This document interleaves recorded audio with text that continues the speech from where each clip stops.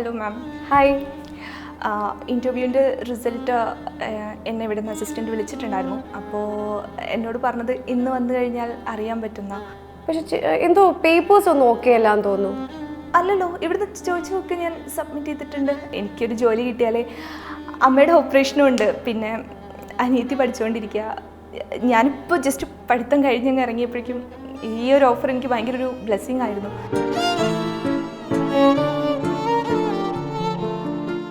By profession ഒരു ടീച്ചറാണ്. അതെ അതെ അല്ലേ? അതെ. അപ്പൊ എനിക്ക് തോന്നുന്നു ഒരു ടീച്ചർ ഒരു റീൽ ചെയ്തിട്ടുണ്ടായിരുന്നു, അത് ഭയങ്കര വൈറലായിരുന്നു. ശരിക്കും എന്റെയൊക്കെ ഒരു ടീച്ചർ എനിക്ക് തോന്നി, ഒരു മുച്ചാട്ട ടീച്ചേഴ്സ് ഉണ്ടാവുമല്ലോ, ഇത് കാണുന്നുണ്ടോന്ന് എനിക്കറിയില്ല. ടീച്ചറെ ഫെബ്രുവരി 14 എല്ലാ ക്ലാസ്സിൻ്റെയും ജനലിൻ്റെ അവിടെ ഓരോന്ന് വീതാ തൂങ്ങി നിൽക്കുന്നത്. ഇന്ന് ഞാൻ എന്തായാലും ഒരു മിന്നൽ ചെക്കിംഗ് ഒക്കെ വിചാരിച്ചിട്ടുണ്ട്. 1-2 ഗ്രീറ്റിംഗ് കാർഡോ അല്ലെങ്കിൽ എന്തെങ്കിലുമൊക്കെ കിട്ടാതിരിക്കൊന്നും ഉണ്ടാവില്ല.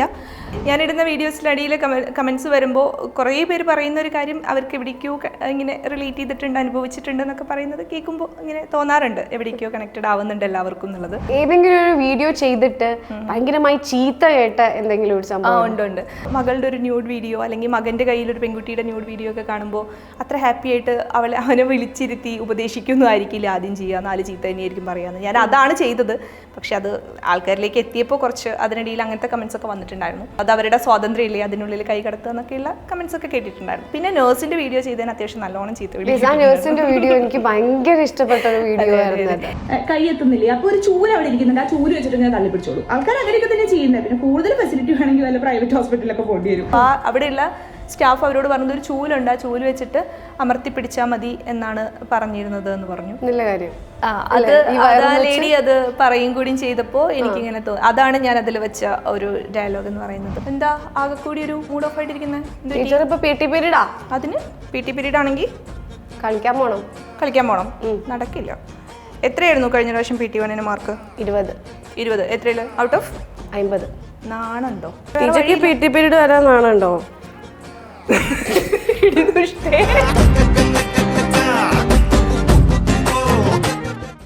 Hello, welcome to variety media. ഞാൻ നൈനിഷ. ഇന്ന് എൻ്റെ കൂടെയുള്ള ഗസ്റ്റ് എനിക്ക് പേഴ്സണലി ഭയങ്കര ഇഷ്ടപ്പെട്ട ഒരു കോണ്ടന്റ് ക്രിയേറ്ററാണ്. നമുക്ക് എല്ലാവർക്കും എനിക്ക് തോന്നുന്നു ഭയങ്കര ഇഷ്ടമുള്ള ഒരു കോണ്ടന്റ് ക്രിയേറ്റർ ആയിരിക്കും. ഹലോ അഞ്ജലി ചേച്ചി, ആരെയും ഞാൻ ഇവിടെ വെൽക്കം ചെയ്യുന്നേ. ഞാൻ ഇത്രയൊക്കെ ഹൈപ്പ് പറഞ്ഞിട്ടും ഇങ്ങനെ കഴിഞ്ഞിട്ട് സമയം ഉണ്ടാവുമായിരിക്കുന്നത്. അഞ്ജലി ചേച്ചി, welcome to the show. Thank you. എന്താണ് ഒരു പോരട്ടെ, ചെറിയ ടെൻഷൻ ഉണ്ടോ? കുറച്ചുണ്ട്. അതിപ്പോ ശരിയാക്കും, ഇപ്പൊ പോവും. ആള് ഭയങ്കര ഇൻട്രോവേർട്ട് ആണ്, പക്ഷെ അഭിനയിക്കാൻ അങ്ങ് പറഞ്ഞ അല്ലേ, അത് നമ്മളങ്ങ് തകർത്തിരിക്കും. ഈ ഒരു ഇത് മാറ്റാൻ വേണ്ടി ചേച്ചി തന്നെ ചെയ്ത നല്ല അടിപൊളിയായിട്ടുള്ള ഒരു പെർഫോമൻസ് ഞാൻ കാണിച്ചു തരട്ടെ. ഫസ്റ്റ് അത് കാണുമ്പോ കുറച്ച് ഓക്കെ ആവും. ഓക്കെ അല്ലേ? ഓക്കെ. എത്ര നേരം അയച്ചിട്ടാ ഞാൻ ആ സൗമ്യനെ വിളിച്ചോണ്ടിരിക്കുന്നു. ഏതായിരുന്നു മോളെ സ്പെഷ്യൽ ക്ലാസ്? ഇംഗ്ലീഷിന്റെ അല്ലേ? ഇല്ല. അവൾ എത്തി എന്ന് പറഞ്ഞിട്ട് ഇപ്പൊ വിളിച്ചു. ഞാനത് അന്നറിയാൻ വേണ്ടിട്ട്. ശരി. തുറച്ചു നോക്കൊന്നും വേണ്ട, നിന്റെ കയ്യിലിരിപ്പോണ്ട് തന്നെയാണ് ഇത് വിളിച്ചു ചോദിക്കേണ്ടി വരുന്നത്. എല്ലാരും പറയണത് കല്യാണം പറയും, കോളേജിൽ പോക്ക് നിർത്തിക്കോന്നാ. ചാടി തുള്ളി പോവൊന്നും വേണ്ട, ആ എക്സാമെങ്കിലും എഴുതിക്കോട്ടെ എന്ന് വിചാരിച്ചിട്ടാ പറഞ്ഞയക്കണത്. ഹലോ. ടീച്ചർ, ഞാൻ ശ്രീലക്ഷ്മിയുടെ അമ്മയാണ്.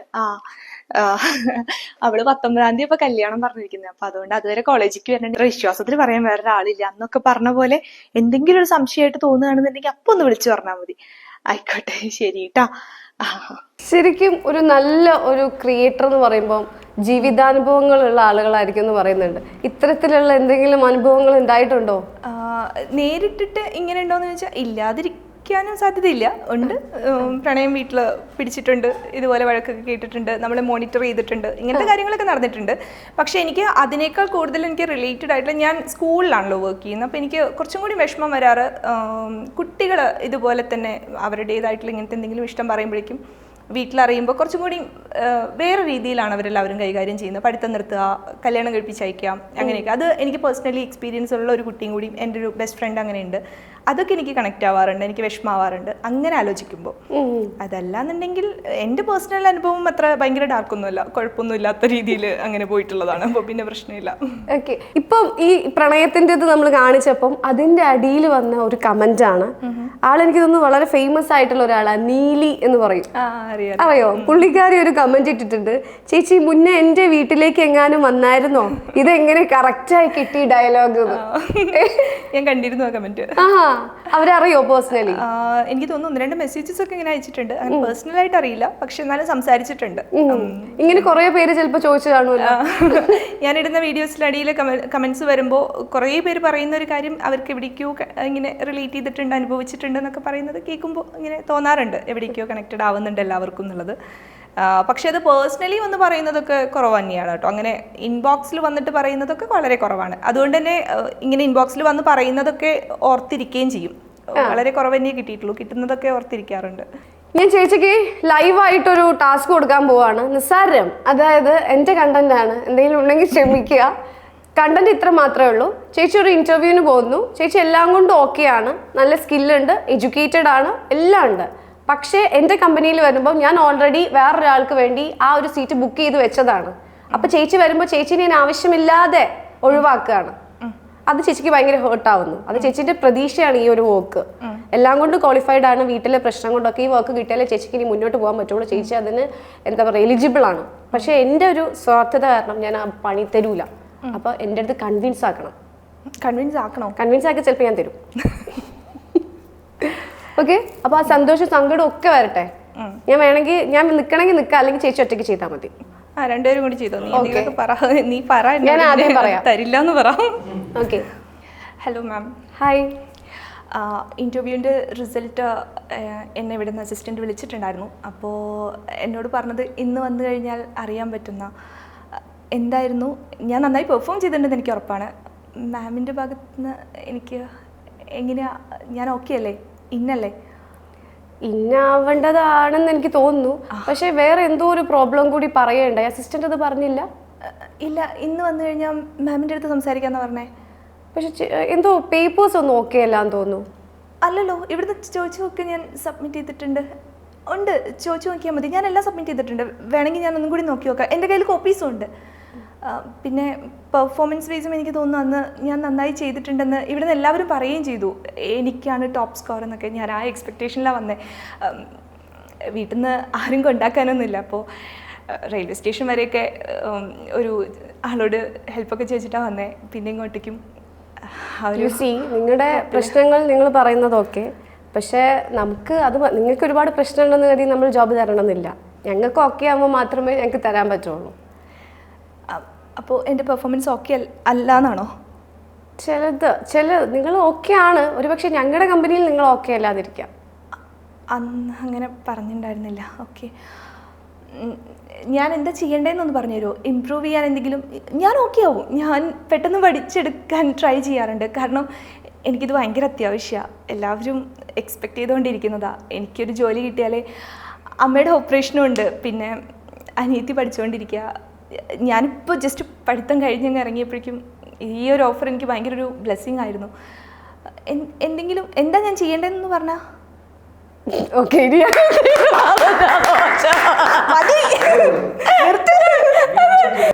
കൊള്ളാം. എനിക്ക് പിടിച്ചു നിൽക്കാൻ പറ്റുന്നില്ലായിരുന്നു, പക്ഷെ എന്നാലും ഞാൻ സൈഡ് എവിടെ മാറി നിന്നതാ.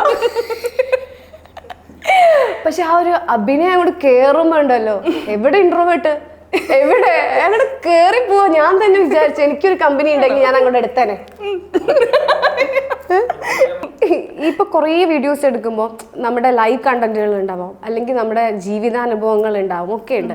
ചേച്ചി ചെയ്തതിൽ എനിക്ക് എൻ്റെ ഒരു ലൈഫായിട്ട്, അത് ചേച്ചിയുടെ ഒരു ലൈഫായിട്ട് വളരെ റിലേറ്റഡ് ആയി നിൽക്കുന്ന ഒരു വീഡിയോ ഏതായിരിക്കും?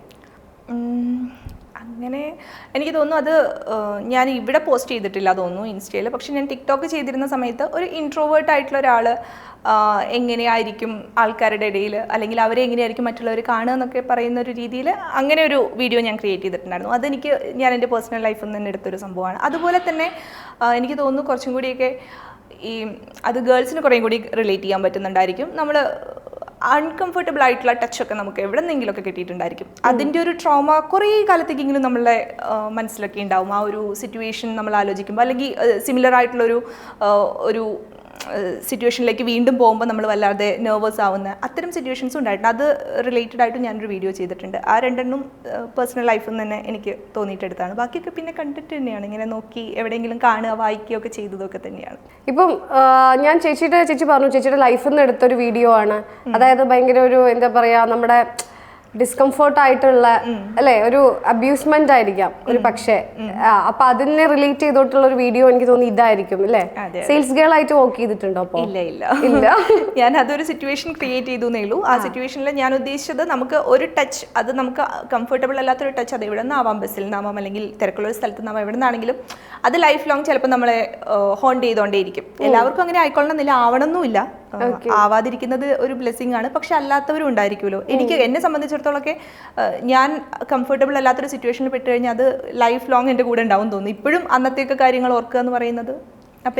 ഇതൊക്കെ ആയിരുന്നു ചേച്ചിക്ക് ഒരു വീഡിയോ ചെയ്യാനുള്ള ഒരു പ്രചോദനമായിട്ട്? ആ വീഡിയോക്ക് അതായിരുന്നു. പക്ഷെ വീഡിയോ ചെയ്യാന്നുള്ളതിന്റെ മെയിൻ പ്രചോദനം അതൊന്നും ആയിരുന്നില്ല. ബോറിംഗ് തന്നെയായിരുന്നു. നമ്മൾ corona time full shut down ആയിട്ടുള്ള ഒരു ടൈം, എന്താ ചെയ്യേണ്ടതെന്ന് അറിയാതെ സ്റ്റക്ക് ആയിട്ടിരിക്കില്ലേ. അതുവരെ എൻ്റെ ഒരു ലൈഫ് എന്ന് പറയുന്നത് മോർണിംഗ് സ്കൂളിലേക്ക് പോകുക, അതിന് വേണ്ടിയിട്ടുള്ള എല്ലാ പ്രിപ്പറേഷനും, പിന്നെ രാവിലെ തൊട്ട് വൈകുന്നേരം വരെ കുട്ടികളുടെ കൂടെ, പിന്നെ ഈവനിങ് വീണ്ടും തിരിച്ച് വീട്ടിലേക്ക് വന്നു കഴിഞ്ഞാൽ അങ്ങനെ ഫുൾ ഒരു ബിസി ആയിരുന്നു.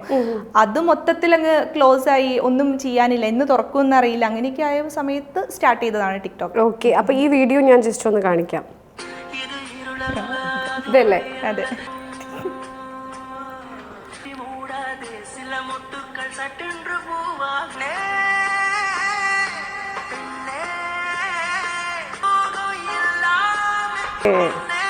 Nice, super. എനിക്ക് തോന്നുന്നു ചേച്ചി പറയണ്ടായി ചേച്ചി ഒരു ഇൻട്രോവേർട്ട് പേഴ്സൺ ആണെന്നുള്ളത്. അപ്പോൾ ഈ വീട്ടിലുള്ളവരെ പെട്ടെന്ന് ഇങ്ങനെ അങ്ങനെ ഒരാള് ആരും അറിഞ്ഞിരുന്നില്ല. ഈ ഒന്നാമത് അമ്മ ഒന്നും അങ്ങനെ ടിക്ടോക്ക് ഒന്നും യൂസ് ചെയ്യുന്ന ഒരാളോ അല്ലെങ്കിൽ അങ്ങനെ ഒരു പ്ലാറ്റ്ഫോം ഉണ്ടെന്ന് അറിയുന്ന ഒരാളോ ഒന്നുമല്ല. അപ്പോൾ ഞാൻ ഈ ഉച്ചയ്ക്ക് ഭക്ഷണമൊക്കെ കഴിച്ച് കഴിഞ്ഞിട്ട് നമുക്കൊരു വൈകുന്നേരം വരെയുള്ള ഒരു ടൈം ഉണ്ടാവില്ലേ, ആ സമയത്ത് റൂമിൽ കയറി അതിലടച്ചിട്ട് ചെയ്യുന്ന സംഭവമായിരുന്നു. എനിക്ക് ആദ്യ സമയത്ത് ടിക്ടോക്ക് എന്ന് പറയുന്ന ഒരു 10-20 പേരൊക്കെ കണ്ടുകൊണ്ടിരിക്കുന്ന ഒരു 100 ഫ്രണ്ട്സൊക്കെ ഉണ്ടായിരുന്നു തോന്നുന്നു. അങ്ങനെയൊക്കെ ആയിട്ടുള്ളൊരു പ്ലാറ്റ്ഫോം ആയിരുന്നു. രസത്തിന് ഇങ്ങനെ ചെയ്തുകൊണ്ടിരിക്കുക, അത്രയേ ഉണ്ടായിരുന്നുള്ളൂ. പിന്നെ എനിക്ക് തോന്നുന്നു അതിലേതോ ഒരു വീഡിയോ ഇങ്ങനെ ആൾക്കാർ ശ്രദ്ധിച്ചു തുടങ്ങിയതിന് ശേഷമാണ് പിന്നീട് പുറത്തൊക്കെ പോകുമ്പോഴും ആരെങ്കിലും അയ്യോ ആ വീഡിയോ ചെയ്ത ആളല്ലേ എന്നൊക്കെ ചോദിക്കുമ്പോഴാണ് അമ്മ ഏത് വീഡിയോ എന്ത് വീഡിയോ അങ്ങനെയൊക്കെ ആയിരുന്നു. അങ്ങനെയൊക്കെ തന്നെയാണ് എല്ലാവരും അറിഞ്ഞത്. അല്ലാതെ ഞാനായിട്ട് അങ്ങനെ ഇൻട്രോ ചെയ്തിട്ടൊന്നുമില്ല. ഇത് ഞാൻ ചെയ്യുന്നുണ്ട്, ഞാൻ ഇങ്ങനെയാണ്, അങ്ങനെയൊന്നും ഞാൻ പറഞ്ഞിട്ടില്ല. പിന്നെ സ്ലോലി എല്ലാവരും അറിഞ്ഞതാണ്. ബൈ പ്രൊഫഷണൽ ഒരു ടീച്ചറാണ്. അതെ അതെ അല്ലേ? അപ്പൊ എനിക്ക് തോന്നുന്നു ഒരു ടീച്ചർ ഒരു റീൽ ചെയ്തിട്ടുണ്ടായിരുന്നു, അത് ഭയങ്കര വൈറലായിരുന്നു. ശരിക്കും എന്റെയൊക്കെ ഒരു ടീച്ചർ എനിക്ക് തോന്നി, ഒരു മുച്ചാട്ട ടീച്ചേഴ്സ് ഉണ്ടാവുമല്ലോ, ഇത് കാണുന്നുണ്ടോന്ന് എനിക്കറിയില്ല, അവരൊക്കെ എനിക്ക് അങ്ങോട്ട് റിലേറ്റഡ് ആയി. ആ വീഡിയോ ഒന്ന് നമുക്ക് കണ്ടാലോ? ചേച്ചി ഒന്ന് ലൈവായിട്ടോ ഒന്ന് കാണിച്ചു തരാമോ? ടീച്ചറെ ഫെബ്രുവരി 14 എല്ലാ ക്ലാസ്സിന്റെയും ജനലിന്റെ അവിടെ ഓരോന്ന് വീതാ തൂങ്ങി നിൽക്കുന്നത്. ഞാൻ പോയി നോക്കുമ്പോൾ ആ വരാന്തയുടെ അവിടെ ആ 10B പയ്യനില്ലേ, ആ മുടിയൊക്കെ വളർത്തിയിട്ട്, അവനോട് പറഞ്ഞിട്ട് ഒരു കാര്യമില്ല, അതിന് പറ്റിയ പോലെ വേറൊരെണ്ണം അപ്പുറത്തിരിക്കുന്നുണ്ട്. രണ്ടും കൂടി ഒന്ന് കുറുക. ഇന്ന് ഞാൻ എന്തായാലും ഒരു മിന്നൽ ചെക്കിംഗ് ഒക്കെ വിചാരിച്ചിട്ടുണ്ട്. 1-2 ഗ്രീറ്റിംഗ് കാർഡോ അല്ലെങ്കിൽ എന്തെങ്കിലുമൊക്കെ കിട്ടാതിരിക്കൊന്നും ഉണ്ടാവില്ല. പിന്നെ അത് പറഞ്ഞപ്പോഴാ ആ 10C അവളേനെ ഞാൻ രാവിലെ കണ്ടിട്ടുണ്ടായിരുന്നു. അവളിന്ന് എന്തിനാ രാവിലെ നേരത്തെ വന്നേ? ഞാൻ എന്തായാലും ഒരു സ്പെഷ്യൽ ക്ലാസ് വെച്ചിട്ടില്ല. ആരെങ്കിലും വെച്ചിട്ടുണ്ടോ എന്ന് എനിക്കറിയില്ല, ചോദിച്ചു നോക്കണം അതും. ഓക്കെ അഞ്ജലി ചേച്ചി, അടിപൊളി. എങ്ങനെയാണോ നമ്മൾ കാണുന്ന അതേപോലെ തന്നെ പെർഫോം ചെയ്തിട്ടുണ്ട്. ശരിക്കും നമ്മൾ ഈ ക്യാമറയുടെ മുന്നിൽ നമ്മൾ ഒറ്റയ്ക്കാണ് ചേച്ചി ചെയ്യാന്ന് പറഞ്ഞു. ശരിക്കും ചേച്ചി ചെയ്യുന്നതിന് മുന്നേ ആയിട്ട് എന്തെല്ലാം കാര്യങ്ങൾ ഇങ്ങനെ ശ്രദ്ധിക്കാറുണ്ട്? ഇത്ര ശരിയാവണം, ഇത്ര അങ്ങനെയാവണം, എന്താ? ഒരു 2-3 തവണയൊക്കെ ഇങ്ങനെ ഷൂട്ട് ചെയ്യേണ്ടി വരാറുണ്ട്. പക്ഷേ സ്ക്രിപ്റ്റ് ചെയ്യാറില്ല, ഞാൻ എഴുതി വെക്കാറില്ല. എനിക്ക് എഴുതി വെച്ച് കഴിഞ്ഞാൽ തീരെ കംഫർട്ടബിൾ ആവില്ല. ഞാനിപ്പോൾ ആ ഒരു സിറ്റുവേഷൻ മനസ്സിൽ ആലോചിച്ചിട്ട് അപ്പം എന്താണോ എൻ്റെ മനസ്സിൽ വരുന്ന അതേ ഡയലോഗ്സാണ് പറയാറ്. ചിലപ്പോൾ പാളി പോകാറുണ്ട്, ചിലപ്പോൾ നന്നാവാറുണ്ട്. ഇങ്ങനെ ഒരുപാട് കാര്യങ്ങൾ, അതായത് ഇഷ്ടം പോലെ അഭിനയിക്കുന്നുണ്ട്. ഓരോ കോണ്ടന്റും ഭയങ്കര റീച്ചാണ്. എല്ലാം എടുത്ത് നോക്കുമ്പോൾ മില്യൺ അല്ലേ? ഇങ്ങനെയൊക്കെ ഇത്രയൊക്കെ വീഡിയോ ചെയ്തിട്ട് ചേച്ചിക്ക് ഭയങ്കരമായിട്ടുള്ള ഒരു അപ്രീസിയേഷൻ എല്ലാവരും കയ്യിൽ നിന്നുണ്ട്. എന്നാലും മറക്കാൻ പറ്റാത്ത ഒരു മെസ്സേജോ കമന്റോ അങ്ങനെ എന്തെങ്കിലും വന്നത് എപ്പോഴാണ്? എനിക്ക് തോന്നുന്നു ഞാൻ റീസെൻ്റ് ആയി ചെയ്തൊരു വീഡിയോ ഉണ്ടായിരുന്നു, ജീവിക്കാൻ മറന്നുപോയവരെന്ന് പറയുന്നൊരു തീമിൽ ചെയ്തത്. അത് എവിടെയൊക്കെയോ കണ്ടിട്ടും ഒക്കെ തന്നെയാണ്. കുറച്ചൊക്കെ നന്നായിട്ട് കണക്ട് ചെയ്യാൻ പറ്റുന്നൊരു ടോപ്പിക്കായിരുന്നു.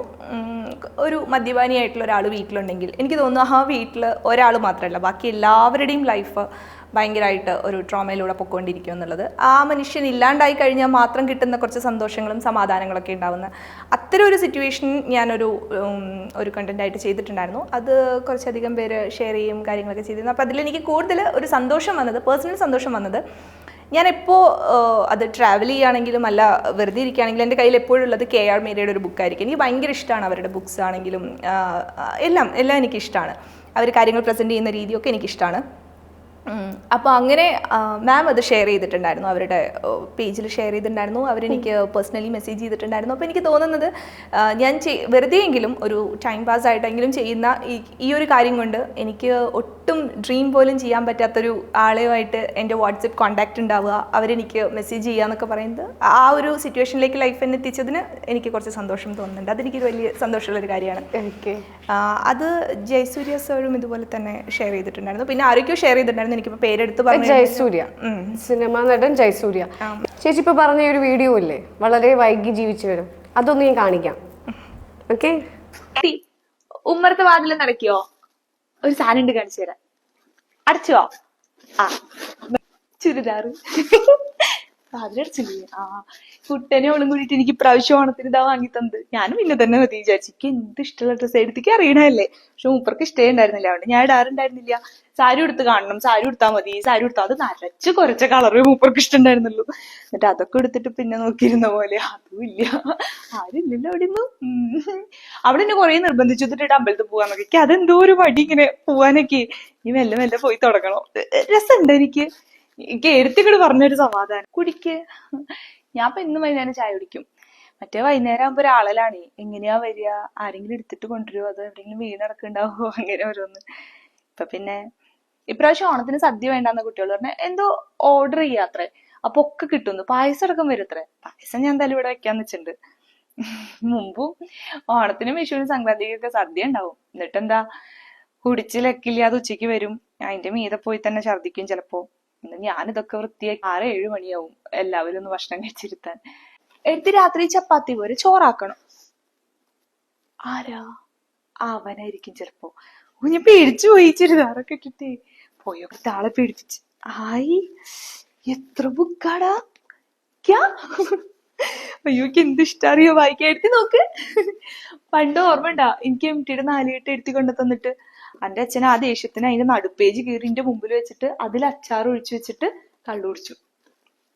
പിന്നെ ഞാൻ ബുക്ക് വായിച്ചിട്ടില്ല, വെറുതെ എന്തിനാ അക്ഷരം കീറിന് വെച്ചിട്ട്.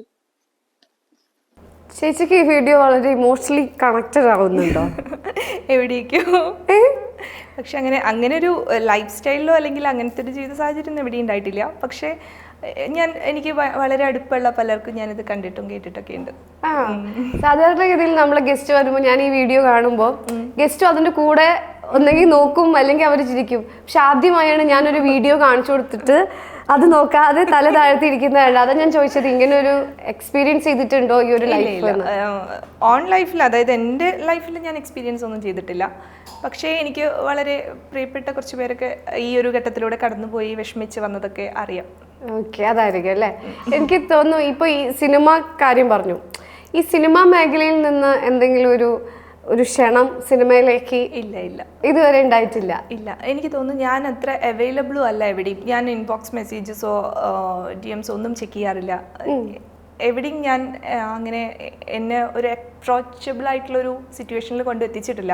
ഈ വീഡിയോ ഇടാൻ വേണ്ടി മാത്രമേ ഞാൻ ഇൻസ്റ്റഗ്രാം യൂസ് ചെയ്യാറുള്ളൂ. അത് കഴിഞ്ഞ് കഴിഞ്ഞാൽ ഞാൻ ആ വഴിക്ക് പോകാറേയില്ല. അപ്പോൾ അതുകൊണ്ട് ആരും ആയിട്ട് ഒരു കോണ്ടാക്റ്റും ഇല്ല. ഞാൻ അങ്ങോട്ടും ഇല്ല, അവരിങ്ങോട്ടും ഇല്ല. അപ്പോൾ ഒന്നുമില്ല. ഇപ്പോൾ സിനിമയിൽ നിന്ന് ഒരു അവസരം കിട്ടിയാൽ ചേച്ചി പോവോ? ഈ സിനിമ എന്ന് പറയുന്നത് എനിക്ക് അത്രയൊരു ഫാസിനേറ്റിംഗ് ആയിട്ട് ഭയങ്കര ഒരു സന്തോഷം തരുന്നൊരു സംഭവമായിട്ടൊന്നും എനിക്ക് തോന്നുന്നില്ല. എന്താണെന്നറിയില്ല, അങ്ങനൊരു ഭയങ്കര കൊതിയോ ഒന്നുമില്ല അതിനോട്. അതുകൊണ്ട് തന്നെ ഇപ്പോൾ ഇങ്ങനെ ചോദിക്കുമ്പോൾ ഇതൊരു റോ ക്വസ്റ്റ്യനല്ലേ, ഇയാളിങ്ങനെ ചോദിക്കുന്നു, എനിക്ക് എന്ത് ആൻസർ വേണമെങ്കിലും പറയാം. അപ്പോൾ എനിക്ക് പറയാം നോ എന്ന് തന്നെ. പക്ഷേ അറിഞ്ഞുകൂടാ, എനിക്ക് എന്നെ ഇങ്ങനെ അത്ഭുതപ്പെടുത്തുന്നുണ്ടെങ്കിലൊക്കെ വരികയാണെന്നുണ്ടെങ്കിൽ അറിയില്ല എന്താ ഫ്യൂച്ചർ എന്നറിയില്ല. അതല്ലാതെ ഒരു സിനിമ എന്ന് പറഞ്ഞിട്ടുള്ളൊരു സ്വപ്നം കൊണ്ട് ഞാൻ ആർക്കെങ്കിലും കൊണ്ടുപോയിട്ട് എന്നെ ഒന്ന് അങ്ങനെ ഞാൻ ചോദിക്കാൻ സാധ്യതയില്ല. ഇപ്പൊ പറഞ്ഞു എനിക്ക് ലൈഫിൽ അത്ര സന്തോഷം തരുന്ന ഒരു കാര്യമല്ല എന്നുള്ളത്. ശരിക്കും ചേച്ചിയുടെ ലൈഫിൽ ചേച്ചിയുടെ ഏറ്റവും കൂടുതൽ സന്തോഷം തരുന്നത് എന്ത് ചെയ്യുമ്പോഴാണ്? തുടക്കത്തിലൊക്കെ ടീച്ചിങ് എന്ന് പറയുന്ന ജോബ് എനിക്ക് പെട്ടെന്ന് ജോലി കിട്ടി പെട്ടെന്ന് സെറ്റിൽ ആവുക എന്ന് പറയുന്ന ഒരു ഐഡിയയ്ക്ക് വേണ്ടി മാത്രമായിരുന്നു. പക്ഷേ പോകെ പോകെ എനിക്ക് തോന്നുന്നു എനിക്ക് ടീച്ചിങ് ഭയങ്കര ഇഷ്ടമുള്ളൊരു ജോലിയാണ്. എനിക്ക് എന്നെ ഞാൻ ഭയങ്കര കംഫർട്ടബിളായിട്ട് ഫീൽ ചെയ്യുന്നത് സ്കൂളിനുള്ളിൽ കയറുമ്പോൾ കുട്ടികളുടെ മുമ്പിൽ. ഇപ്പോൾ ഞാൻ നിങ്ങളുടെ അടുത്ത് സംസാരിക്കുമ്പോൾ പോലും ഞാൻ ഭയങ്കരമായിട്ട് ടെൻസ്ഡാണ് ഉള്ളിൽ. പക്ഷേ എനിക്ക് എൻ്റെ മുന്നിൽ കുറച്ച് പിള്ളേരാണെങ്കിൽ ഞാൻ ഭയങ്കര കംഫർട്ടബിൾ ആയിരിക്കും. എനിക്ക് എന്ത് വേണമെങ്കിലും പറയാം, എങ്ങനെ വേണമെങ്കിലും ഞാൻ എൻ്റർടൈൻഡ് ആക്കാം, അങ്ങനെയുള്ള ഒരു തോന്നൽ എനിക്ക് വരാറുണ്ട്. അപ്പം എനിക്ക് തോന്നുന്നു സ്കൂളും പിള്ളേരൊക്കെയാണ്. അപ്പോൾ ഈ ഒരു പ്രൊഫഷൻ എനിക്ക് ഇഷ്ടമാണ്, ടീച്ചിങ് എന്ന് പറയുന്നത്. അതാണ് എന്നെ കുറച്ചും കൂടി ഹാപ്പി ആക്കുന്നതെന്ന് തോന്നുന്നു. ചേച്ചിയുടെ വീഡിയോസ് ഒക്കെ കുട്ടികളൊക്കെ കാണാറുണ്ടോ, ചേച്ചിയുടെ സ്റ്റുഡൻസ്? ഞാൻ വർക്ക് ചെയ്യുന്ന സ്കൂളിൽ ഷാജയിലാണെങ്കിലും മലയാളി കുട്ടികൾ കുറേയുള്ള, മലയാളി പാരൻസ് ഒരുപാടുള്ള. അപ്പോൾ ഇപ്പോൾ വെച്ചിട്ടാണ് ഞാൻ പറഞ്ഞില്ല, ഒരു 6 months ആയിട്ടേ ഉള്ളൂ ഞാൻ ഈ വീഡിയോസ് ഒക്കെ സ്റ്റാർട്ട് ചെയ്തിട്ട്. അപ്പോൾ അതിന് മുമ്പൊന്നും ആർക്കും ഒന്നും അറിയൊന്നുമില്ലായിരുന്നു. ഇപ്പോൾ സ്റ്റാർട്ട് ചെയ്തതിന് ശേഷം എനിക്ക് ഇപ്പോൾ പാരൻസ് മീറ്റിംഗ് ഒക്കെ വരുമ്പോൾ വന്ന് സംസാരിക്കുകയൊക്കെ ചെയ്യും. ഞാൻ കാണാറുണ്ട് വീഡിയോ എന്നൊക്കെ പറയും. അപ്പോൾ ഞാൻ കുറച്ച് ചമ്മലാവാറുണ്ട്, കുറച്ച് പിന്നെ ഞാൻ മാനേജ് ചെയ്തു. ഈ മീറ്റിങ്ങിന് വരുമ്പോൾ ടീച്ചർ അങ്ങനത്തെ എക്സ്പീരിയൻസ് ഉണ്ട്. ഞാൻ മീറ്റിങ്ങിന് വരുന്ന സമയത്ത് പുറത്തുനിന്നൊക്കെ വേറെ ഏതെങ്കിലും ക്ലാസ്സിലെ പേരൻസ് ഒക്കെ വന്നിട്ട് ടീച്ചറെ ഞാൻ വീഡിയോ കാണാറുണ്ട്, എനിക്ക് ഇഷ്ടമാണെന്നൊക്കെ പറയാറുണ്ട്. കേൾക്കുമ്പോൾ ഒരു സന്തോഷമുണ്ട്. പക്ഷെ അപ്പോൾ എങ്ങനെയാണ് റിയാക്ട് ചെയ്യേണ്ടതെന്ന് എനിക്ക് അറിയാറില്ല. ചിലപ്പോൾ ഞാൻ ഒന്ന് ചിരിച്ചു വിടുമായിരിക്കും. അതേപോലെ ടീച്ചേഴ്സ് കൂടെ വർക്ക് ചെയ്യുന്ന ടീച്ചേഴ്സ്മാർ എന്തെങ്കിലും സജഷൻസ് തരിക, അങ്ങനെ എന്തെങ്കിലും ഇപ്പൊ ഹെഡ്മിസ്ട്രസിനെയൊക്കെ പറ്റിയിട്ട്? ഉണ്ട്. എനിക്ക് തോന്നുന്നു എൻ്റെ ഓൾമോസ്റ്റ് എല്ലാ വീഡിയോസിൻ്റെയും കണ്ടന്റ്സിൽ വരുന്ന ടോപ്പിക്സ് എവിടെയെങ്കിലുമൊക്കെ എൻ്റെ ഒരു ടീച്ചർ ഫ്രണ്ട്സ് ഉണ്ട്, ഞങ്ങൾ കുറച്ച് പേരുണ്ട്. ഞങ്ങൾ എല്ലാവരും ഇരുന്ന് സംസാരിക്കുന്നതിനിടയ്ക്ക് എപ്പോഴെങ്കിലൊക്കെ ആരുടെയെങ്കിലൊക്കെ വായിൽ നിന്ന് വീണതൊക്കെ ആയിരിക്കും പലതും കണ്ടന്റായിട്ട് വരാറ്. അത് കഴിഞ്ഞ് വീഡിയോ ചെയ്ത് കഴിഞ്ഞിട്ട് ഞാൻ അവരോട് പറയും, നീ അന്ന് പറഞ്ഞില്ലേ അതിൽ നിന്നാണ് ഞാൻ ഇത് ഉണ്ടാക്കിയതെന്നൊക്കെ ഞാൻ പറയാറുണ്ട്. അപ്പോൾ അതെന്നെ വല്ലാണ്ട് ഹെൽപ്പ് ചെയ്യാറുണ്ട് കണ്ടന്റ് കിട്ടാൻ. പിന്നെ എനിക്ക് തോന്നുന്നു ഞാൻ നന്നായി കേൾക്കുമെന്ന്, ആര് പറയുമ്പോൾ ഞാൻ വായും പൊളിച്ചിരുന്ന് കേൾക്കാറുണ്ട്. അപ്പോൾ അതുകൊണ്ടായിരിക്കാം ചിലപ്പോൾ കണ്ടന്റ് കിട്ടുന്നത്. വലിയ ബുദ്ധിമുട്ടില്ലാതെ എനിക്ക് കിട്ടാറുണ്ട് കണ്ടന്റ്സ്. ഏതെങ്കിലും ഒരു വീഡിയോ ചെയ്തിട്ട് ഭയങ്കരമായി ചീത്ത കേട്ട എന്തെങ്കിലും ഒരു സംഭവം? ഉണ്ട്. എനിക്ക് തോന്നുന്നു നേരത്തെ നിങ്ങൾ തന്നെ പണ്ട് പബ്ലിഷ് ചെയ്തു എന്ന് പറഞ്ഞിട്ടുള്ളൊരു വീഡിയോ ഫസ്റ്റ് എപ്പോഴും ടിക്ടോക്ക് ചെയ്യുന്ന സമയത്ത്, അത് എനിക്കറിയില്ല കേട്ടോ ഇപ്പോഴും അതിന് എന്തിനാ എനിക്ക് വഴക്ക് കേട്ടി. സ്റ്റിൽ അതിൻ്റെ ഇടയിൽ കുറേ കമൻറ്റ്സ് അങ്ങനെ ചീത്ത പറഞ്ഞിട്ട് കിടക്കുന്നുണ്ട്. അതിതുപോലെ തന്നെ ഒരു കുറച്ച് മെച്യൂർഡ് ആയിട്ടുള്ളൊരു ആൺകുട്ടിയുടെയും പെൺകുട്ടിയുടെയും പാരൻസ് അവരുടെ ഒരു കുറച്ച് മോശമായ സിറ്റുവേഷനിൽ അവരെ കാണേണ്ടി വന്നു കഴിഞ്ഞാൽ ഒരു സാധാരണ അമ്മ എങ്ങനെ റിയാക്ട് ചെയ്യും എന്നതാണ് ഞാൻ ചെയ്തത്. എനിക്കറിയില്ല ഇപ്പോഴത്തെ ഒരു പുരോഗമനവും മോഡേണായിട്ട് നമ്മൾ ചിന്തിക്കുന്നതും അതെല്ലാം അപ്ലൈ ചെയ്യുമ്പോൾ പാരൻസ് എങ്ങനെയായിരിക്കും ബിഹേവ് ചെയ്യുക. ഇനിയിപ്പോൾ അങ്ങനെ അല്ലെങ്കിലും ബോധപൂർവ്വം അല്ലെങ്കിൽ പോലും നമ്മളൊരു തടയിട്ടിട്ട് പറയുമല്ലോ, എൻ്റെ അമ്മ അങ്ങനെ അത്രത്തോളം മോശമായിട്ടൊന്നും റിയാക്ട് ചെയ്യില്ല എന്നൊക്കെ. പക്ഷേ എനിക്ക് തോന്നുന്നു ഓൾമോസ്റ്റ് എല്ലാ അമ്മമാരും പെട്ടെന്ന് മകളുടെ ഒരു ന്യൂഡ് വീഡിയോ അല്ലെങ്കിൽ മകൻ്റെ കയ്യിലൊരു പെൺകുട്ടിയുടെ ന്യൂഡ് വീഡിയോ ഒക്കെ കാണുമ്പോൾ അത്ര ഹാപ്പി ആയിട്ട് അവനെ വിളിച്ചിരുത്തി ഉപദേശിക്കൊന്നും ആയിരിക്കില്ല ആദ്യം ചെയ്യുക, 4 ചീത്ത തന്നെയായിരിക്കും പറയാമെന്ന്. ഞാൻ അതാണ് ചെയ്തത്. പക്ഷെ അത് ആൾക്കാരിലേക്ക് എത്തിയപ്പോൾ കുറച്ച് അതിനിടയിൽ അങ്ങനത്തെ കമൻസ് ഒക്കെ വന്നിട്ടുണ്ടായിരുന്നു. നിങ്ങൾ ചെയ്തത് അത് അവരുടെ സ്വാതന്ത്ര്യമില്ലേ, അതിനുള്ളിൽ കൈ കടത്തുക എന്നൊക്കെയുള്ള കമന്റ്സ് ഒക്കെ കേട്ടിട്ടുണ്ടായിരുന്നു. അതാണ് ചീത്തവിളി കേട്ടത്. പിന്നെ നേഴ്സിന്റെ വീഡിയോ ചെയ്തതിന് അത്യാവശ്യം നല്ലോണം ചീത്തവിളി. നേഴ്സിന്റെ വീഡിയോ എനിക്ക് ഭയങ്കര ഇഷ്ടപ്പെട്ട ഒരു വീഡിയോ ആയിരുന്നു. അത് കുറച്ച് നെഗറ്റീവ് ഷെയ്ഡുള്ള ആൾക്കാർ, എനിക്കറിയില്ല എല്ലാ പ്രൊഫഷനിലും ഉണ്ടായിരിക്കും, ടീച്ചിങ്ങിലും ഞാൻ ഒരുപാട് അങ്ങനെ ചെയ്തിട്ടുണ്ട് നെഗറ്റീവ് ഷെയ്ഡുള്ള ആൾക്കാരെ. അത് ഇതേപോലെ നേഴ്സിൻ്റെയിലും ഞാൻ ചെയ്തിട്ടുണ്ടായിരുന്നു. പക്ഷെ അതെന്തോ കുറേ പേർക്ക് വിഷമമായി തോന്നുന്നു. ഞാൻ നേഴ്സിന്റെ വീഡിയോ ഒന്ന് കാണിക്കട്ടെ. ഇതിന്റെ ടൈറ്റിൽ കൊടുത്ത തന്നെ മാലാഖമാർ മാത്രമല്ല അല്ലേ? പേഴ്സണലി എനിക്ക് ആ വീഡിയോ കണ്ടപ്പോൾ കറക്റ്റ് ആണ്. ലിജി, ഞാൻ പറഞ്ഞില്ലേ ഞാൻ ഈ യൂട്യൂബ് ചാനൽ സ്റ്റാർട്ട് ചെയ്ത കാര്യം, സബ്സ്ക്രൈബ് ചെയ്യട്ടോ. എന്താണോ ട്രിപ്പ് ഇട്ടത് ഞാനാണല്ലോ, എനിക്ക് അറിയാതെ കഴിയേണ്ട സമയം ഞാൻ അങ്ങോട്ട് വന്നോളാം. ഇടയ്ക്കിടയ്ക്ക് വന്ന് വിളിക്കേണ്ട ആവശ്യമൊന്നുമില്ല. അവിടെ പോയിരുന്നോ വരാ പോയി നോക്കട്ടെ. എന്താണ് എന്താ ഇത്ര ബഹളം? ഡോക്ടേഴ്സ് റൗണ്ട്സിന് വരുന്ന സമയം എന്താ പ്രശ്നം? കറക്റ്റ് അടച്ചിടാൻ പറ്റില്ല. ഒന്നാമത് ഈ ലൈറ്റ് ഇട്ട് കണ്ടിട്ട് ഇലക്ട്രീഷ്യൻ വന്നിട്ട് കത്തണോ അതോ ഒറ്റയ്ക്ക് കത്തണോ എന്ന് ലൈറ്റ് ആലോചിക്കാൻ തന്നെ സമയം എടുക്കും. കണ്ണ് കാണാൻ ഇതൊക്കെ നോക്കാൻ വേണ്ടിയിട്ട്. ആദ്യത്തെ പ്രസവം നല്ല ഇത്രയും അഭിനയിക്കേണ്ട ഒരാവശ്യമില്ല. ഇവിടെ ഒരാൾ തന്നെ നോക്കാൻ പറ്റില്ല. ഡ്രസ്സ് അങ്ങോട്ട് കേട്ടിട്ടെ ബാത്റൂമിന്റെ കൊളുത്ത് അത് 2 ദിവസം മുമ്പ് എപ്പോഴോ പോയതാണ്. നമ്മൾ റിപ്പോർട്ട് ചെയ്തിട്ടുണ്ട്, അത് ശരിയാക്കുന്നുണ്ടായിരിക്കും. അയ്യോ, സ്റ്റാഫിന്റെ ബാത്റൂം യൂസ് ചെയ്യാൻ പറ്റില്ല, ഡോക്ടേഴ്സ് ഒക്കെ യൂസ് ചെയ്യുന്നില്ല, അതെന്തായാലും പറ്റില്ല. നിങ്ങൾ അവിടെ തന്നെ ഇരുന്നിട്ട് കൈയായിട്ട് ഇങ്ങനെ തള്ളി പിടിച്ചാൽ മതി. അപ്പൊ പിന്നെ ആരും വിളിക്ക് വരില്ല. പിന്നെ ബൈസ്റ്റാൻഡർ എന്തിനാ പുറത്തു വന്നാൽ പോരെ? കൈ എത്തുന്നില്ലേ? അപ്പോൾ ഒരു ചൂല് അവിടെ ഇരിക്കുന്നുണ്ട്, ആ ചൂല് വെച്ചിട്ട് ഇങ്ങനെ തള്ളി പിടിച്ചോളൂ. ആൾക്കാർ അങ്ങനെയൊക്കെ തന്നെ ചെയ്യുന്നത്. പിന്നെ കൂടുതൽ ഫെസിലിറ്റി വേണമെങ്കിൽ വല്ല പ്രൈവറ്റ് ഹോസ്പിറ്റലിലൊക്കെ പോകേണ്ടി വരും. നമുക്ക് ഇതൊക്കെ തന്നെ ചെയ്യാൻ പറ്റില്ല. എന്നാലും സ്റ്റാഫിന്റെ ബാത്റൂം യൂസ് ചെയ്യാൻ പറ്റില്ല, അതന്നെ യൂസ് ചെയ്യേണ്ടി. എനിക്ക് പ്രസവിക്കാനുള്ള സമയമായിട്ടില്ല. ഞാൻ ആദ്യമായിട്ടല്ല പ്രസവം നോക്കുന്നത്. എനിക്ക് നന്നായിട്ട് അറിയാം. അത്രയ്ക്ക് വേദന സഹിക്കാൻ വയ്യാന്നുണ്ടെങ്കിൽ ഇനി പരിപാടിക്കേണ്ട ആവശ്യമുണ്ടോ? ഡോക്ടർ ഇപ്പോൾ വരും. ഹസ്നയുടെ ഹസ്ബൻഡ് ഉണ്ട് അവിടെ. ഈ മെഡിസിൻസ് ഒക്കെ പുറത്തുനിന്ന് വാങ്ങാനുള്ളതാണ്. ഇവിടെ ഇല്ലെന്ന് വെച്ചാൽ ഇല്ല, അത്ര തന്നെ. അല്ല, അപ്പൊ നമുക്ക് എന്തെങ്കിലും ചെയ്യാൻ പറ്റും? എനിക്ക് വാങ്ങി വെക്കാൻ പറ്റില്ല. പിന്നെ നിങ്ങൾക്ക് എന്തെങ്കിലും പരാതി ഉണ്ടെങ്കിൽ ഇവിടെ പുറത്തൊരു പരാതി പെട്ടില്ല, അതിൽ കൊണ്ടുപോയി ഇടുക. അത്രേ ഉള്ളൂ. ഇപ്പൊ എന്റെ മെക്കെട്ട് കയറിയിട്ട് യാതൊരു കാര്യമില്ല. ഈ മരുന്ന് വാങ്ങി തന്നാൽ ഞാൻ ഭാര്യയ്ക്ക് കൊടുക്കും. പരാതിപ്പെട്ടിയിലിട്ടിട്ട് എന്ത് കാര്യം? അങ്ങനെ എത്ര പരാതിയുടെ മുപ്പിലടിച്ച് കിടക്കുന്നുണ്ട്. ഓരോരോ കാട്ടിക്കൂട്ടിൽ ഇവർക്ക് പ്രൈവറ്റ് ഹോസ്പിറ്റലിൽ കൂടെ. ഈ ഒരു നേഴ്സിന്റെ വീഡിയോ കണ്ടപ്പോൾ എനിക്ക് തോന്നുന്നു ഞാൻ ഇത് ആർക്കൊക്കെയോ ഷെയർ ചെയ്ത് കൊടുത്തിട്ടുണ്ട്. എനിക്ക് ശരിക്കും ഇങ്ങനെ ഒരു കുറെ അനുഭവം, ഈ ഒരു അനുഭവം എനിക്ക് ഉണ്ടായിട്ടുണ്ട്. ഈ ഗവൺമെന്റ് ഹോസ്പിറ്റലിൽ മുമ്പ് പോയിരുന്ന സമയത്തൊക്കെ ചേച്ചിക്ക് ശരിക്കും ഇത്ര കറക്റ്റ് ആയിട്ട് ചെയ്യണമെങ്കിൽ ഇത്ര കറക്റ്റ് ആയിട്ട് ഉണ്ടായിട്ടുണ്ടാവുമല്ലോ. അങ്ങനെ ഒരു അനുഭവം എനിക്കായിട്ട്, പക്ഷെ റൂഡായിട്ടുള്ള ബിഹേവിയർ ഒക്കെ ഞാൻ ഫേസ് ചെയ്തിട്ടുണ്ട്. അതിപ്പോൾ ഞാനൊരു നേഴ്സിനെ മാത്രമായിട്ട് പറയല്ല കേട്ടോ. റൂഡായിട്ടുള്ള ബിഹേവിയർ എവിടെ ഫേസ് ചെയ്യുമ്പോഴും നമ്മൾ ഇൻസൾട്ടഡ് ആവില്ലേ? എനിക്ക് തോന്നുന്നു ഇൻസൾട്ടഡ് ആവുന്നത് കുറച്ച് ബുദ്ധിമുട്ടുള്ള കാര്യം എല്ലാവർക്കും. ചിലപ്പോഴൊക്കെ അത് നമ്മളതിനെ ഹോണ്ട് ചെയ്യും, കുറേ കാലം കഴിഞ്ഞാലും ഹോണ്ട് ചെയ്യും. ഇതേപോലെ തന്നെയായിരുന്നു ഈ നേഴ്സിൻ്റെ വീഡിയോയിൽ. എവിടേക്കോ എൻ്റെ മനസ്സിലിങ്ങനെ റൂഡായിട്ട് ബിഹേവ് ചെയ്യുന്നപ്പോൾ എന്തെങ്കിലും ഒരു കാര്യം ചോദിക്കുമ്പോഴേക്കും ട്വിസ്റ്റ് ചെയ്ത് ആൻസർ പറയുന്നത് എനിക്ക് ഇഷ്ടമല്ല. ഒന്നുകിൽ ഡയറക്റ്റായിട്ട് നോ എന്ന് പറയാം, അതല്ലെങ്കിൽ കുറച്ച് നേരം വെയിറ്റ് ചെയ്യാൻ പറയാം. ഇതൊന്നും അല്ലാതെ അതിപ്പോൾ ചെയ്തിട്ട് എന്തിനാ, അങ്ങനെ എന്തിനാ, ഇങ്ങനെ ഒന്ന് ട്വിസ്റ്റ് ചെയ്ത് നമ്മളതിനൊന്ന് കളിയാക്കിക്കൊണ്ട് മോക്ക് ചെയ്ത് ചോദിക്കുന്നത്, അങ്ങനത്തെയൊക്കെ ബിഹേവിയർ ഞാൻ കുറേ പേരിൽ കണ്ടിട്ടുണ്ട്. അതിൻ്റെ അർത്ഥം എല്ലാ നേഴ്സുമാരും മോശമാണെന്നല്ല കേട്ടോ. ഞാൻ ഒരു വീഡിയോയിലും അങ്ങനെ പറയാറുമില്ല. ഒത്തിരി നല്ല ആൾക്കാരുണ്ട്. ഇതിലെനിക്ക് പേഴ്സണലി അനുഭവം എന്ന് പറയുന്നതിനേക്കാൾ കൂടുതൽ റീസെൻ്റ്ലി ഒരു ന്യൂസ് കേട്ടിട്ടുണ്ടായിരുന്നു. എനിക്ക് തോന്നുന്നു അതിൽ ഞാൻ എക്സാക്റ്റ് ആ സിറ്റുവേഷൻ തന്നെയാണ് അവരോട്, ആ ലേഡിക്കും ഇതേ സിറ്റുവേഷനാണ് വന്നത്. അവർക്ക് വാഷ്റൂമിന് കൊളുത്തുണ്ടായിരുന്നില്ല. അപ്പോൾ അവർ വാഷ്റൂമിൽ പോകാമെന്ന് പറഞ്ഞു കഴിഞ്ഞാൽ കൊളുത്തില്ലാത്തതുകൊണ്ട് ഈ വാഷ്റൂം ഓപ്പൺ ആയി കിടക്കുകയും ആൾക്കാർക്ക് കാണാൻ പറ്റുമായിരുന്നു. എനിക്ക് തോന്നുന്നു ഡെലിവറിക്ക് പോയത് തന്നെയാണ്. അപ്പോൾ അവിടെയുള്ള സ്റ്റാഫ് അവരോട് പറഞ്ഞത് ഒരു ചൂലുണ്ട്, ആ ചൂല് വെച്ചിട്ട് അമർത്തി പിടിച്ചാൽ മതി എന്നാണ് പറഞ്ഞിരുന്നത് എന്ന് പറഞ്ഞു. നല്ല കാര്യം. അത് ലേഡി അത് പറയും കൂടിയും ചെയ്തപ്പോൾ എനിക്കിങ്ങനെ തോന്നി. അതാണ് ഞാൻ അതിൽ വെച്ച ഒരു ഡയലോഗ് എന്ന് പറയുന്നത്. അതെ, അല്ല ശരിക്കും എന്തൊരു ആയിട്ടുള്ള കാരണം ഒന്നാമത് പ്രഗ്നന്റ് ലേഡീസ് വയറും വെച്ച് ഒരു ചൂലും വെച്ചിരിക്കാന്ന് അങ്ങനെ തന്നെയാണ്. വളരെ ഡിഫിക്കൽട്ടാന്ന് അവർ തന്നെ എക്സ്പ്ലെയിൻ ചെയ്ത് പറയുന്നുണ്ടായിരുന്നു. അത് എവിടെയോ എനിക്കിങ്ങനെ കൊണ്ടിട്ടുണ്ടായിരുന്നു. അതിന്റെ ബേസിലാണ് ആ ഒരു ഡയലോഗ് അതിൽ ഞാൻ പ്ലേസ് ചെയ്തിട്ടുണ്ടായിരുന്നു. പിന്നെ ഈ പറഞ്ഞ പോലെ എന്താ പറയാ, അതിനിടയിൽ വന്ന കമന്റ്സ് ആണ് ഒരുപാട് പേര് പറഞ്ഞത് ഹോസ്പിറ്റലിന്റെ ഫെസിലിറ്റീസ് ശരിയാക്കേണ്ടത് ഒരു നഴ്സിന്റെ കടമയില്ല. അത് ഞാനും പറയുന്നില്ല. പക്ഷേ ഒരാളോട് നന്നായി പെരുമാറുക എന്ന് പറയുന്നത് പേഴ്സണലി നമ്മളുടെ മാത്രം ഉത്തരവാദിത്തല്ലേ, അത് ചെയ്യാത്തത്. ഈ ഒരു വീഡിയോ ഇട്ടിട്ട് നേഴ്സുമാർ വന്നിട്ട് എന്താ പറഞ്ഞേ? പേഴ്സണലായിട്ട് ആരും ഒന്നും പറഞ്ഞില്ല. പക്ഷെ കമന്റ് സെക്ഷൻ ഉണ്ടായിരുന്നു, റീച്ച് കിട്ടാൻ വേണ്ടിയിട്ട് എന്തും ചെയ്യാം, ഇനിയിപ്പോൾ അടുത്തത് അക്ഷയത്തെ അങ്ങനെ ഒരു കമന്റ് ഞാൻ അതുണ്ടല്ലോ. അത് ഞാൻ അതുകൊണ്ട് തന്നെയാണ് ചെയ്തത്. അപ്പോൾ ഇനിയിപ്പോൾ അവരെടുത്തത് റീച്ച് കിട്ടാൻ വേണ്ടി അക്ഷയയിലത്തെ ആളെന്നെ ആയിരിക്കും ചെയ്യാൻ പോകുന്നുണ്ടായിരിക്കാം. അപ്പോൾ അതുകൊണ്ട് അത് മൈൻഡ് ചെയ്യേണ്ട അങ്ങനെയൊക്കെ. ഞാൻ ഇതുവരെ ഫോളോ ചെയ്തിരുന്നു, ഞാൻ അൺഫോളോ ചെയ്യാന്നൊക്കെ പറഞ്ഞിട്ട് ആരോ അതിൽ കമന്റ് ചെയ്തിട്ടുണ്ടായിരുന്നു. അൺഫോളോ ചെയ്ത് നേഴ്സായിരിക്കും പോയിട്ടുണ്ട്. അവരങ്ങനെ പറഞ്ഞിട്ടുണ്ടായിരുന്നു, ഇതുവരെ ഞാൻ ഫോളോ ചെയ്ത് എനിക്ക് ഇഷ്ടമായിരുന്നു, പക്ഷേ ഈ ഒരു കണ്ടന്റോട് കൂടി ഞാൻ നിർത്തും, അൺഫോളോ ചെയ്യാന്നൊക്കെ പറഞ്ഞിരുന്നു. പക്ഷേ ഞാൻ കണ്ടിരുന്നു കമന്റ്സ്, അത്രേ ഉള്ളൂ. റിപ്ലൈ ഒന്നും കൊടുത്തില്ല. അങ്ങനെ റെസ്പോൺസ് വീഡിയോ ഒന്നും ചെയ്യേണ്ട ആവശ്യം വേണമെന്ന് തോന്നിയില്ല. ഓക്കെ, ഇനി ഞങ്ങൾ അടുത്ത ചെയ്യാൻ പോകുന്ന കണ്ടന്റ് എന്ന് വെച്ചാൽ ഇന്ന് ഞാൻ അഭിനയിച്ച് മരിക്കും. ആദ്യമായാ ഞാൻ ഇത്രയായിട്ട് അഭിനയിക്കുന്നത്, കാരണം എനിക്കിതുവരെ എന്നോട് ആരും പറഞ്ഞില്ല. ഓക്കെ, അപ്പൊ നമ്മളിപ്പോ ചെയ്യാൻ പോകുന്ന കണ്ടന്റ് എന്താന്ന് ഞാൻ പറഞ്ഞു കൊടുക്കാം. ഞാൻ ചെയ്യുമ്പോൾ ആൾക്ക് മനസ്സിലാവില്ല. അതായത് ഒരു ടീച്ചറാണല്ലോ, ടീച്ചറാണ്.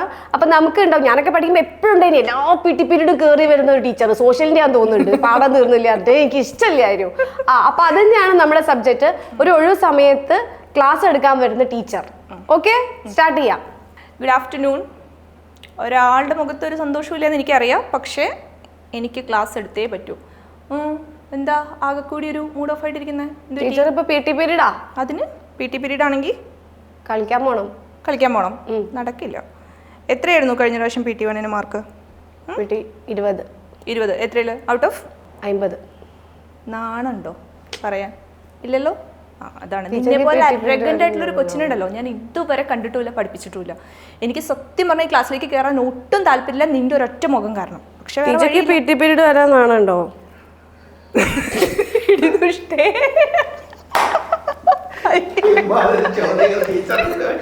അത് ഞാൻ എക്സ്പെക്ട് ചെയ്തില്ല.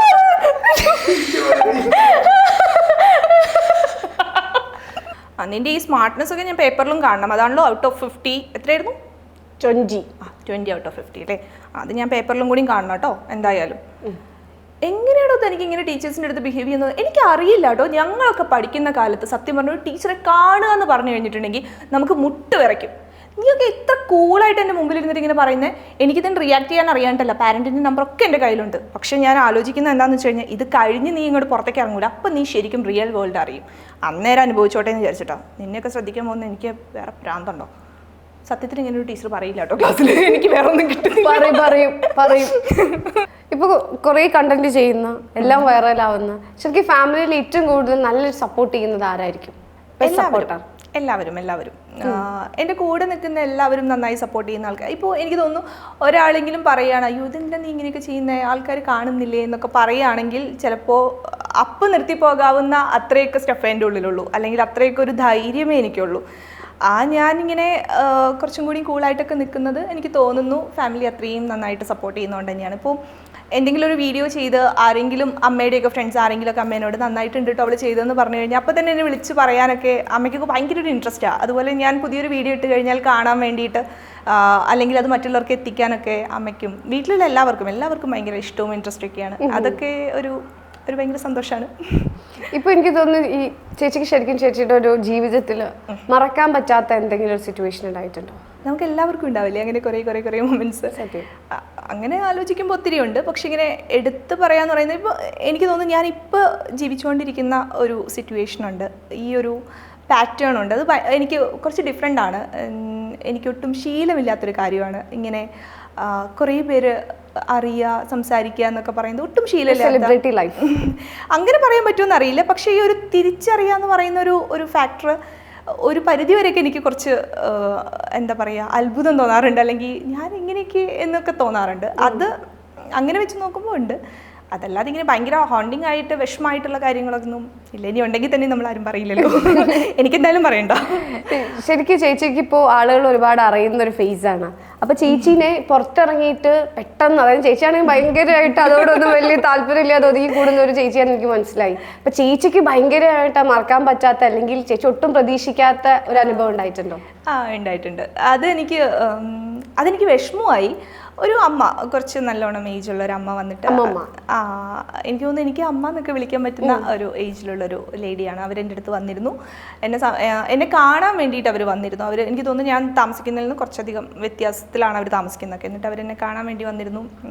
എന്നോട് ഇങ്ങനെ കുറേ അവരുടെ ലൈഫിലെ കാര്യങ്ങൾ, എനിക്കതിങ്ങനെ ഷെയർ ചെയ്യേണ്ട, പക്ഷെ എന്നാൽ പോലും അതൊക്കെ എനിക്ക് ഭയങ്കരമായിട്ട് അങ്ങനെയൊക്കെ പറയാൻ മാത്രമൊക്കെ എന്താ ഉണ്ടായത്, അല്ലെങ്കിൽ അതെ അവരുടെ ലൈഫിലുണ്ടായിട്ടുള്ള കുറേ കാര്യങ്ങൾ ആദ്യം മുതൽ അവസാനം വരെ അവരനുഭവിച്ചിട്ടുള്ള കുറേ, അതൊക്കെ വെച്ച് നോക്കുമ്പോൾ നമുക്കൊന്നും ഒരു പ്രശ്നമില്ല.